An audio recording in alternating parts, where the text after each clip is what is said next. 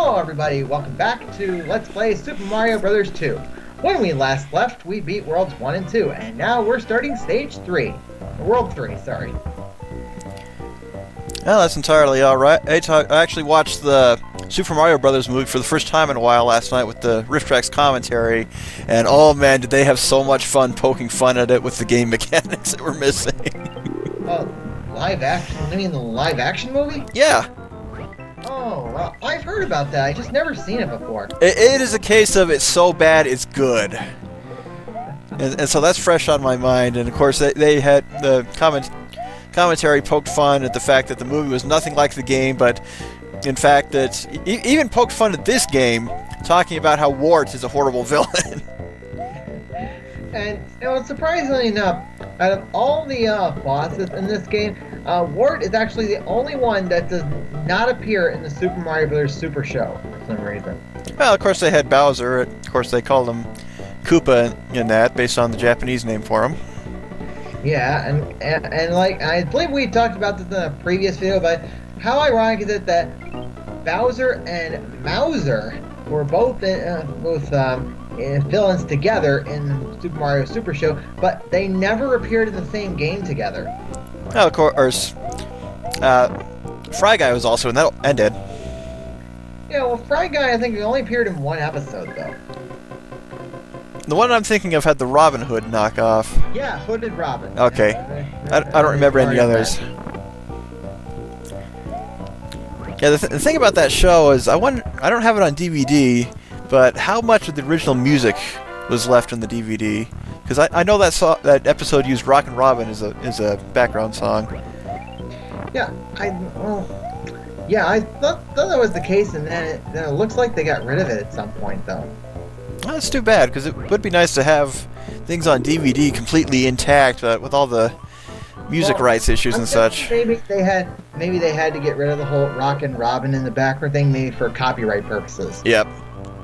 And that's what bugs me about DVD releases, because you wait for these shows, and when you see them on DVD, they're not like what you remember, because they had to cut stuff out because of copyright reasons.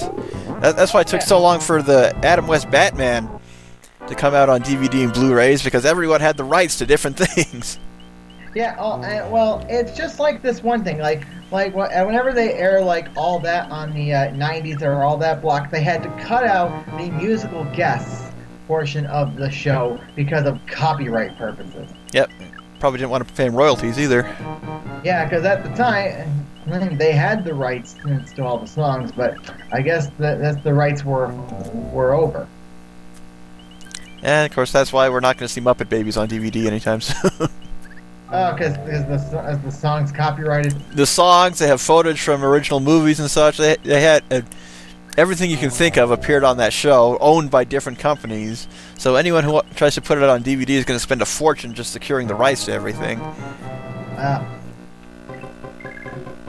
But going back to Mario 2, we have Peach. Yes. And that's another thing I noticed in the Super Mario Bros. Super Show. Of course, I don't know if they ever called the princess by name. I think they just called her Princess the whole time. Yeah, they call her Princess the whole time, because she wasn't known as Peach until '96. At least not in the U.S., because she was always Peach in Japan. Yeah, she wasn't known as Peach in the U.S. until Mario 64 was released. Now, there is one exception. She was called Peach in Yoshi's Safari. That came out like '94. I don't remember that game.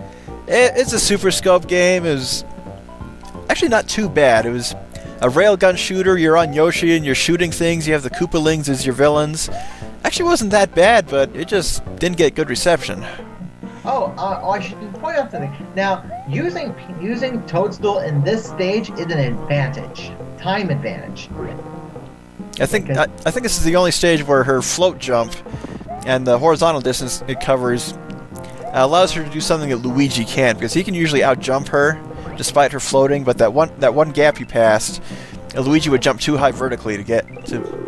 Well, and he'd hit his head. Like, Luigi may be able to jump the highest, but Toadstool can jump the farthest. Mm-hmm. I think Toadstool is the only one that can clear that short gap, which means you can bypass the whole bomb area. yeah, I think there is one stage in World 4, I'll point it out when we get to it, that where Luigi can cross the jump that Peach can't. Oh, you got grounded. Well, I think there is that one stage where both Luigi and Toadstool can clear with a high or a far jump too. Oh, we'll see when we get to it. Oh, and dead. Little egg on your face there, Peach.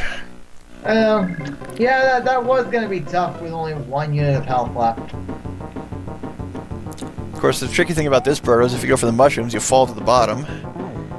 And getting back up, bit of a pain. And down she goes.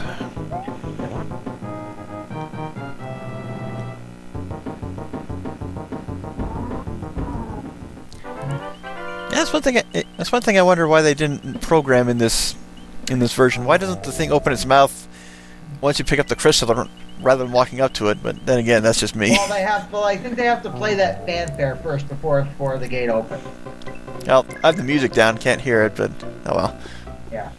Yeah, when we were doing the slot machine just for a second, I just thought, okay, well, it's a good thing we don't have Captain Turbo in here, otherwise he could have gone on and on about a, quote, gambling addiction. Oh yeah, I saw that in Sonic. Yeah, he did that every single time when we were doing commentary for my Sonic 3 and Knuckles LP. Of course, on this one, you have to use all your coins on the slot machine. You can't bypass it. Right, or you can just not collect any coins at all, and then and just choose to not do the slot machine. You just have to not collect any coins. So this game, not allowing you to bypass the slot machines, encourages gambling. Interesting aspect there, Nintendo. So there's a difference between Captain Turbo calling me having a gambling addiction and the slots in here. Well, of course, if you intentionally go and get as many coins as you possibly can in order to play the slot, and there would indeed be the problem. But you only got, what, 3 coins on there because they happened to be there when you got the mushroom? Yeah, and if he still thinks I have a gambling addiction, then I will deny it. Well, when we race Sonic 3 and Knuckles, we'll see how many times you go into the bonus stage. Yeah. Well, it may be too little because it won't be as much because I think Captain Turbo is already planning a no-death run for that race. Yeah, he's going to cream us on that one. And we're recording this on a Wednesday. TMNT is going up Friday, right? Yes. I'm looking forward to seeing that one just to get everyone's reactions to how hard the game is. Well, this is going up like after the TMNT race. I know. Just giving the viewers an idea of how far ahead we do some things. Yep. Oh, Ninjas, they've always been my favorite enemy. Oh yeah, Do you like them better here or in Super Mario World? In here, and I was stoked when I saw them in Super Mario World as a kid. Oh, the Lego background, always loved that in this remake. Yeah. Yep, and here's Mouser round 2. Mouser a second time. Now that I think about it, I see these explosions just say bomb. I'm reminded of the infamous Batman and Robin, where Bane is placing bombs and saying bomb with each one. Oh, bad movies. Where would you be to entertain us if you didn't exist? Yeah, Batman and Robin. That was like a movie in the late 90s. Mid-90s, around then. Yep. Killed the franchise for a decade. Are you sure it wasn't George Clooney? Oh no, George Clooney wasn't a bad Batman, but he was not the best either. But yeah, just the writing in general, the villains were horrible, and I really can't fault George Clooney because there's so much in the movie that's wrong with it other than him. Yeah, okay. Yeah, basically he was probably the best of the heroes. He had Robin and Batgirl are both horrible. Okay, let's go on to World 4. Oh yeah, Luigi time. Oh, here's a siren in the background there. Oh, that's because I'm in my hotel room in New York City. Okay. So you're probably hearing like a fire truck. Yep. Yeah, that's the thing about New York City, because like it can get Getting rather those noisy. coins, getting those coins. Gotta hit the slots. Like, he says, yeah, I don't know if I'll be able to mute that sound out because it's gonna come out at any random time. You'll probably be able to edit it out with Audacity if you have that. Well, we'll see. Oh, more coins. You're hearing sirens. Yeah, we were just talking about that. Oh, who's that? Oh, hello, Thunder. My person. Yeah, yeah. Well, I was just so we were just talking about this. Get it out. Okay, so yeah, so I was just telling Dine here that that the sirens are actually coming from fire trucks outside my hotel room window. What did you burn down? Hey, No, he's been cranking the arm of the slot machine too fast. It causes it to smoke and blow up. Just getting all the coins for. what? Yeah. Okay, look at this. It looks like someone. You ever see when somebody call themselves on Skype? Oops. Call. I don't know if I should actually say it. I don't know who the heck is. It's someone from North Vernon, Indiana. And we're back to Toad. Yeah, this was one level I could only ever beat with Mario or Toad, just because of their lower jumping and the navigation you have to do in here. What Mario game are you playing? Super Mario Brothers 2 USA. We're watching the first video that Gold linked a while back, doing the commentary on it. We're about 11:45 on the video. Ah, okay. So you guys are just watching it over and then just adding commentary? Yeah. Yes. Post commentary. Does that mean I should leave? No, you're fine. Oh no! You can stick around. In fact, you can join us for the next one. Yeah, this one's I about guess. 3/4 of the way over, and dead. Like, I don't know if you're just recapping it to get some ideas of what to say, or if it's just you're literally recording this. Post commentating on an already recorded video. Yes. Yeah, I know. What I'm saying is, are you doing that now, or are you just watching over the video, then gonna add the post commentary? We're recording now. I feel pretty stupid now. No, don't worry. To be fair, I just jumped in, so. Yeah, you were a little late getting in the call there. Well, But- I'm sorry, I had things to do. I'm working on another YouTube poop, so. Hey, it's okay. Speaking of Toad, how about that Nintendo Direct? Had the I have not seen it yet. Nintendo Direct was a very hot topic today.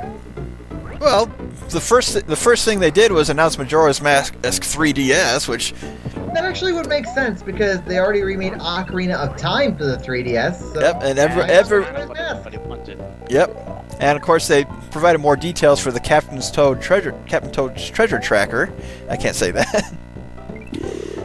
It will be coming out next month. It'll be a good Christmas gift. But that Toad is going to be not quite as bulky as this Toad, even though he's carrying the backpack. Carrying back. Yeah, that's why he can't jump. Well, he's not the only one. You know, Banjo carries a backpack. Well, Captain Toad is carrying a backpack that's as big as he is. Banjo just has a bird inside of it, Right. or himself. Backpackception. The sizes make all the difference. I believe there's also a comment saying that says size doesn't matter. That is not true. If you're out hiking, you want to carry the light of load as possible. Okay, so then I guess that saying doesn't always apply. Nope. Whoever told you is ridiculously insane. Except maybe. Depends on the context.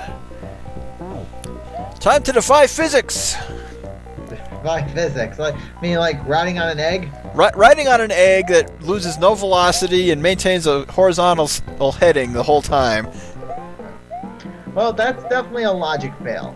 'Cause normally, if you step on an egg, it'll crack. Especially, is Peach wearing heels? Can't tell. I cannot tell either. It reminds me of a physics problem in high school where we calculated the amount of force exerted onto a person if they got stepped on by an elephant versus a woman in high heels, and we all determined it would be less painful to be stepped on by the elephant. Now, for those of you watching this, yes, I am aware that Toadstool can give a large portion of the stage. However, there is a reason why I came up to this point. Get the mushroom. Exactly. Well, this background reminds me of the NES game Wizards and Warriors. It just seems very similar. However, I'm actually not going to get the key. Because, like, why go for the key if you don't need it? Oh, just have Phanto chase you around for fun. Right, because if you played as Mario and Toad, then you have to get the key.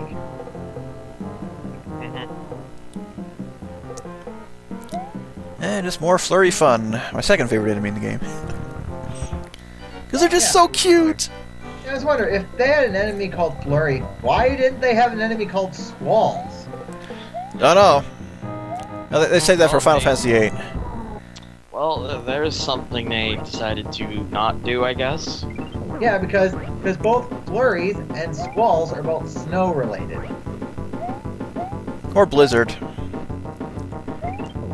I always said when growing up, when I was old enough and had my own place, I would get a dog, get a Samoyed, name him Blizzard.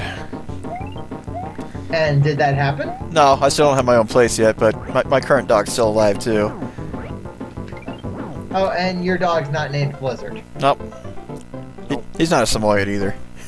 I have no idea why I said nope. I just thought it'd be funny to say no. And down to World 4. Alright, that's it for this video. We'll catch you back next time. Later, folks. Bye, guys.